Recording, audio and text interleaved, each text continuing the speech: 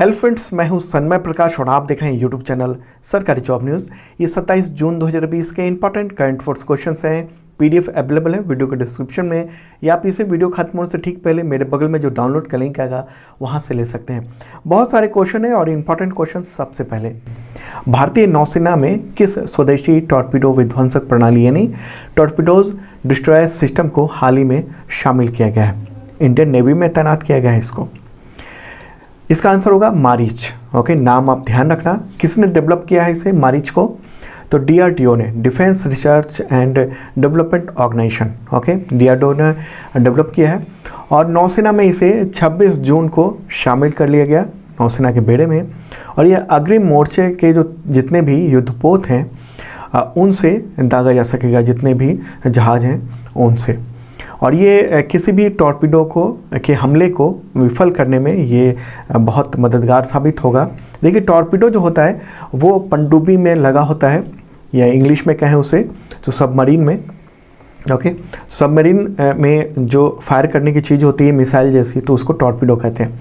तो ये जो मारीच है वो जितने पनडुब्बी आसपास होंगी उनके जो टॉर्पीडो अगर आ रहे हैं तो उनका तुरंत पता लगा लेगा और उसे भ्रमित करने के लिए काम करेगा और उसे नष्ट कर देगा।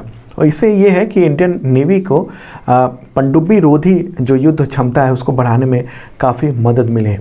और इस वक्त जब हम लोग देख रहे हैं, एक तरफ से पाकिस्तान से चुनौती है और दूसरी तरफ से अब चाइना से बहुत ज़्यादा चुनौती मिल रही है। ख़ासतौर पे अब जो लद्दाख का जो इलाका देखने को मिला है, वहाँ पर जो चीन की गतिविधि है LAC पे, उसके बाद से हिंद महासागर में भी चुनौती बढ़ गई है। तो ऐसे में इंडियन नेवी को ये जो मिला है विध्वंसक, इससे काफ़ी फ़ायदा होगा और चीन के हर कोशिश को नाकाम किया जा सकेगा।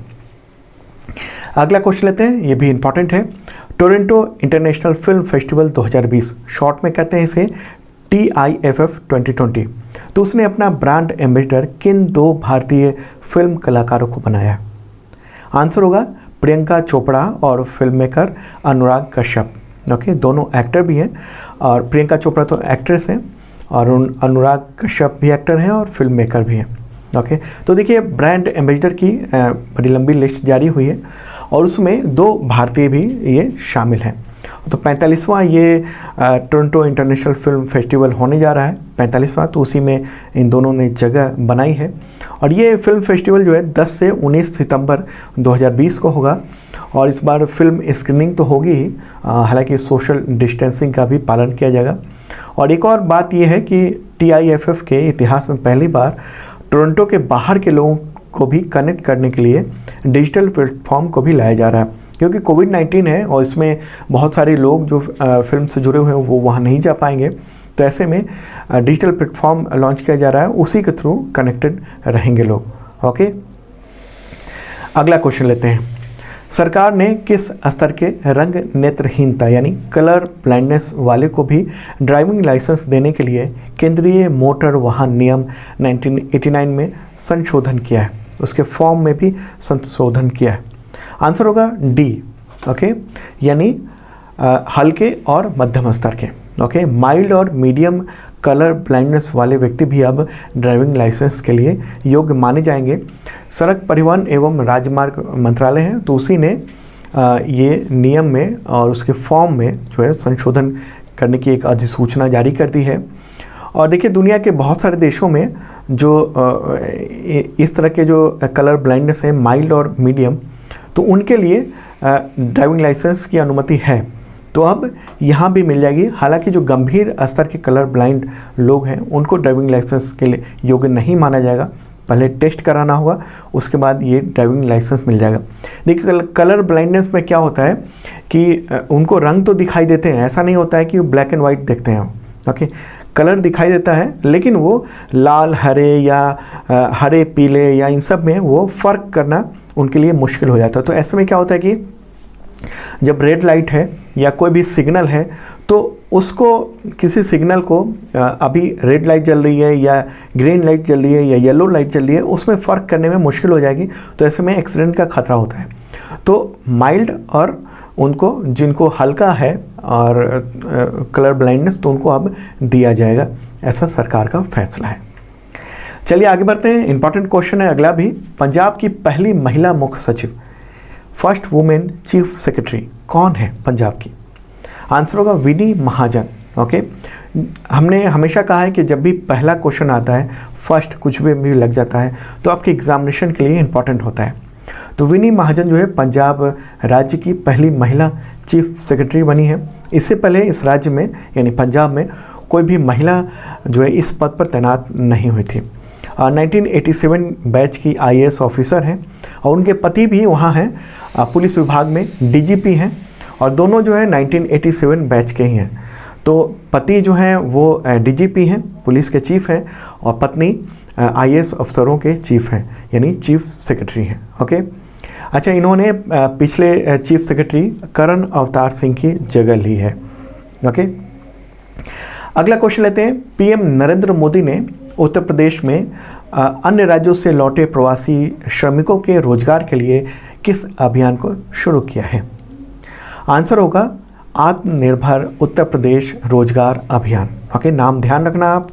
ओके, खासतौर पे यूपी के लोगों के लिए तो इम्पॉर्टेंट है, PCS दूसरे एग्जामिनेशन वालों के लिए और नेशनल एग्ज़ाम के लिए भी इम्पॉर्टेंट है। ओके, तो ये अभियान है, इसकी खासियत ये है कि कोविड-19 और लॉकडाउन के बाद यानी कोविड-19 के इफ़ेक्ट से और उसके बाद जो लॉकडाउन हुआ उसके इफ़ेक्ट से जो उत्तर प्रदेश लौटे हैं प्रवासी मजदूर जो बाहर काम कर रहे थे, तो उनको रोज़गार दिया जाएगा। प्रधानमंत्री नरेंद्र मोदी ने इसकी घोषणा वीडियो कॉन्फ्रेंसिंग के थ्रू की 26 जून को। उनके साथ मुख्यमंत्री योगी आदित्यनाथ और भी कैबिनेट के मेंबर्स जो हैं कनेक्टेड थे। ओके, आपको बता दूं कि लॉकडाउन के चलते उत्तर प्रदेश में लगभग 35 लाख से ज़्यादा मजदूर वापस लौटे हैं। एक बहुत बड़ी ये आबादी है जो लौटी है।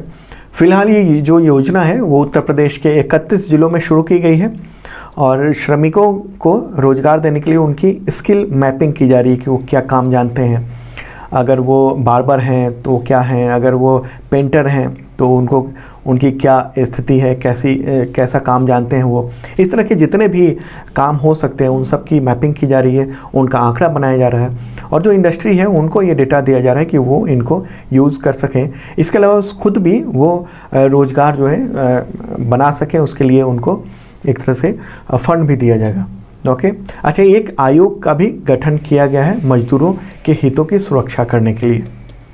अगला क्वेश्चन लेते हैं। उससे पहले बता दूं कि 2020 का करंट अफेयर्स अवेलेबल है PDF विद नोट्स, वीडियो के डिस्क्रिप्शन में चेक कर लेना। 2019 का भी है पूरा PDF, वो भी देख सकते हो आप, और उसका बुक भी अवेलेबल है अमेजन पे, वहाँ से भी ले सकते हैं। हजारों लोगों ने लिया है। अगला क्वेश्चन, भारत के बाहर पहला योग विश्वविद्यालय किस देश में स्थापित हुआ है? इंडिया के बाहर पहला योगा यूनिवर्सिटी, आंसर होगा USA, United states of America. तो अमेरिका के लॉस एंजलिस में इसे स्थापित किया गया है और यूनिवर्सिटी का नाम क्या है? तो द विवेकानंद योगा यूनिवर्सिटी।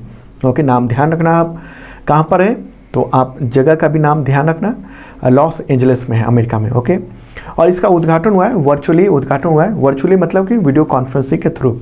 तो विदेश राज्य मंत्री V मुरलीधरन और विदेशी मामलों के अस्थायी समिति के अध्यक्ष हैं PP चौधरी, उन्होंने ये किया है वर्चुअली इंडिया में रह के वहाँ का उद्घाटन किया है। और ये जो पूरा प्रोग्राम था वो भारतीय महावाणिज्यिक दूतावास जो न्यूयॉर्क में है, काउंसलेट जनरल ऑफ इंडिया का जो ऑफिस है वहाँ पर ये हुआ प्रोग्राम और वर्चुअली कनेक्टेड रहे। अच्छा, इस यूनिवर्सिटी के पहले चेयरमैन बने हैं डॉक्टर HR नागेंद्र। ओके, तो ये भी आप ध्यान रखना, क्वेश्चन हो सकता है कि जो इंडिया के बाहर पहली योगा यूनिवर्सिटी है उसका एक तो पूछा जा सकता है नाम क्या है। ओके, और दूसरा पूछा जा सकता है कि उनके चेयरमैन कौन है, तो डॉक्टर HR नागेंद्र। ओके, ठीक है, और वो कौन है? तो इस वक्त वो स्वामी विवेकानंद योग फाउंडेशन के चांसलर हैं। ओके, अगला क्वेश्चन लेते हैं, इंपॉर्टेंट है ये भी। एनुअल TB रिपोर्ट 2020 के अनुसार TB बीमारी की वजह से वर्ष 2019 में कितने लोगों की मौत हुई है? ये इंपॉर्टेंट क्वेश्चन है। इस रिपोर्ट को हाल ही में जारी किया गया है। आंसर होगा 79,144। ओके, 79,144 लोगों की मौत हुई है 2019 में। और ये जो आंकड़ा है ये WHO का जो आंकड़ा था 4.4 लाख मौतों के अनुमान का, उससे काफ़ी कम है। ओके, WHO ने ये जो वर्ल्ड टीबी रिपोर्ट जारी की थी हाल ही में, उसमें ये कहा था कि 2019 में लगभग 4.4 लाख लोगों की मौत जो है टीबी की वजह से हुई है इंडिया में। लेकिन इंडिया की जो रिपोर्ट है उसमें 79,144 है। ओके, तो इम्पॉर्टेंट बात है। हालांकि इन दोनों का जिक्र जो है ये एनुअल टीबी रिपोर्ट 2020 में भी किया गया है और इस रिपोर्ट को केंद्रीय स्वास्थ्य एवं परिवार कल्याण मंत्री डॉक्टर हर्षवर्धन ने जारी किया है। Okay, central health and family welfare minister ने। तो इसी से रिलेटेड अगला क्वेश्चन लेते हैं। एनुअल टीबी रिपोर्ट 2020 के अनुसार भारत में टीबी बीमारी के कितने मरीज वर्ष 2019 में पाए गए?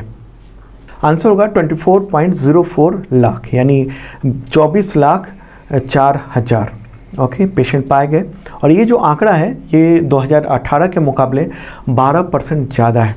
ओके, तो 12% ज़्यादा जो केस ढूंढा गया है पिछले आंकड़े के अनुसार। ओके, 2018 में 21 लाख मरीज मिले थे और 2019 में 24,04,000 मरीज मिले हैं। अच्छा, एक और बात बता दूं आपको कि ज़्यादा मरीज मिलने का मतलब ये नहीं है कि स्थिति बहुत ख़राब है। ठीक है, जो टीवी का प्रोग्राम चल रहा है ये ट्यूबरक्लोसिस का, उसमें जो प्रोग्राम है वो मरीजों को ढूंढने का है ताकि मरीज जो हैं वो छिपे ना बैठे रहें और वो दूसरे को इन्फेक्ट ना कर रहे हो टीबी की बीमारी। ओके, तो इसका मतलब कतई मत समझ लेना आप कि 2018 में कम मरीज थे और 2019 में ज़्यादा मरीज आ गए, ऐसा नहीं है। 2018 में भी ज़्यादा मरीज होंगे लेकिन 21 लाख मरीजों को ढूंढा गया था और 2019 में 24 लाख से ज़्यादा मरीजों को ढूंढा गया और उनका इलाज किया गया। ओके, अच्छा, 2019 में एक और डेटा है कि 5.4 लाख मरीज जो है मिसिंग हैं, मतलब गायब हो गए। गायब हो गए मतलब कि उन्होंने दवा लेने के लिए वो आए अस्पताल में लेकिन उन्होंने पूरा इलाज नहीं करवाया और जैसे ही थोड़े से ठीक हुए वो चले गए, तो इससे और ज़्यादा खतरा होता है। ओके, अच्छा, WHO ने जो है वो वर्ल्ड टीबी रिपोर्ट में इंडिया में 26.9 लाख मरीजों का अनुमान लगाया था, जबकि इंडिया में जो ये जो रिपोर्ट है उसमें मिला है 24.04 लाख। ओके, तो WHO की रिपोर्ट से भी कम आंकड़ा मिला है इस वक्त। अच्छा, आपको बता दूं कि एनुअल टीबी रिपोर्ट 2020 के अनुसार 5 राज्यों में जो है देश के आधे से ज़्यादा मरीज हैं। किस किस राज्यों में? उत्तर प्रदेश में 20% मरीज हैं, महाराष्ट्र में 9% मरीज हैं, मध्य प्रदेश में 8% है, राजस्थान में 7% और बिहार में 7% पेशेंट हैं टीबी के। ओके, जो टोटल ढूंढा गया उसके मुताबिक ये कहा जा रहा है और भारत का लक्ष्य है 2025 तक टीबी का उन्मूलन करना, टीबी को ख़त्म कर देना। और आपको बता दूं कि जो एनुअल टीबी रिपोर्ट है 2020 की, उसका लिंक मैंने PDF में दे दिया है, तो PDF से भी आप ले सकते हो। PDF आज के जो डेली करंट अफेयर्स वो फ्री में होता है। अगला क्वेश्चन इसी से रिलेटेड है। एनुअल टीबी रिपोर्ट 2020 के अनुसार स्टेट टीबी इंडेक्स में कौन सा राज्य पहले स्थान पर रहा, शीर्ष स्थान पर रहा? आंसर होगा गुजरात। ओके, आंध्र प्रदेश दूसरे स्थान पे है और हिमाचल प्रदेश ने तीसरा स्थान पाया है। और छोटे राज्यों की बात करें तो नागालैंड और त्रिपुरा जो है बेहतर राज्य के रूप में उन्होंने प्रदर्शन किया है। केंद्र शासित प्रदेश यानी यूनियन टेरिटरी में दादर नागर हवेली और दमन और दीव जो है उन्होंने सर्वश्रेष्ठ स्थान प्राप्त किया है। अच्छा, भारत में लक्ष्य है 2025 तक टीबी का उन्मूलन, और हालांकि हिमाचल प्रदेश और लक्षद्वीप ने इससे पहले ही टीबी को ख़त्म करने का लक्ष्य बनाया हुआ है। हिमाचल प्रदेश ने 2021 में और सिक्किम और लक्षद्वीप ने 2022 तक इसके उन्मूलन का लक्ष्य बनाया हुआ है। अगला क्वेश्चन लेते हैं। इंग्लिश प्रीमियर लीग जो कि फुटबॉल का होता है वो 2019-20 का खिताब किसने जीता? आंसर होगा लिवरपूल। ओके, लिवरपूल ने जीता है और इम्पॉर्टेंट इसलिए भी है क्योंकि इस टीम ने 30 साल बाद ये खिताब जीता है। उसने किसको हराया? तो मैनचेस्टर सिटी को हराया। ओके, आखिरी बार लिवरपूल ने 1989-90 में ये प्रीमियर लीग का खिताब जीता था और इसका जो श्रेय है लिवरपूल के खिलाड़ियों के साथ साथ सबसे ज़्यादा उनके कोच को दिया जा रहा है। कोच का नाम है जुर्गेन क्लोप। ओके, तो उनकी पूरी दुनिया में तारीफ हो रही है और लिवरपूल के कोचिंग का काम वो 2015 से कर रहे हैं लिवरपूल का। ओके। और जब उन्होंने शुरू किया था तो 10वें स्थान पर था, आज ये टीम चैंपियन बन गई है। ओके, चलिए अगला क्वेश्चन लेते हैं। ये क्वेश्चन होगा, आतंकवाद को धन उपलब्ध कराने पर नज़र रखने वाली जो वैश्विक संस्था है FATF, financial action task force, तो उसने किस देश को ग्रे लिस्ट में बरकरार रखा है? किस भारतीय पड़ोसी है?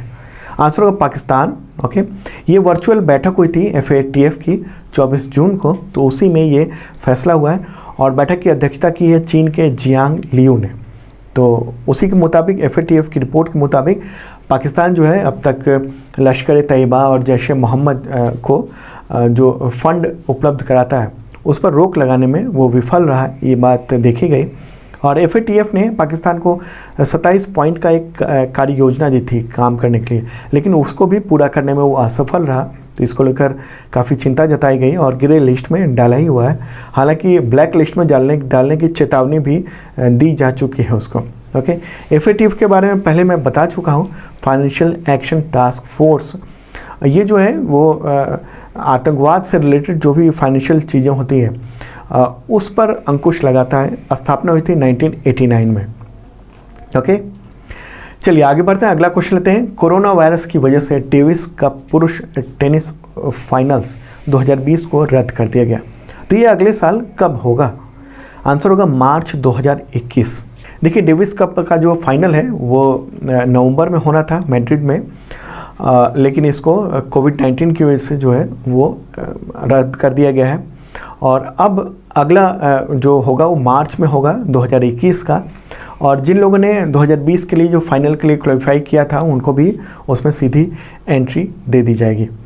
तो दोस्तों ये था इंपॉर्टेंट करंट अफेयर्स। कैसा लगा ज़रूर बताना। PDF अवेलेबल हो गया है, मेरे बगल में जो डाउनलोड का लिंक है यहाँ से क्लिक करके डाउनलोड कर सकते हैं, या आप डिस्क्रिप्शन से भी डाउनलोड कर सकते हैं, वहाँ और भी PDF अवेलेबल है। ओके, और जिन लोगों ने सब्सक्राइब नहीं किया ज़रूर करना, साथ में बेल आइकन दबाना मत भूलना ताकि नोटिफिकेशन आपको वक्त पे मिले। कल मिलते हैं।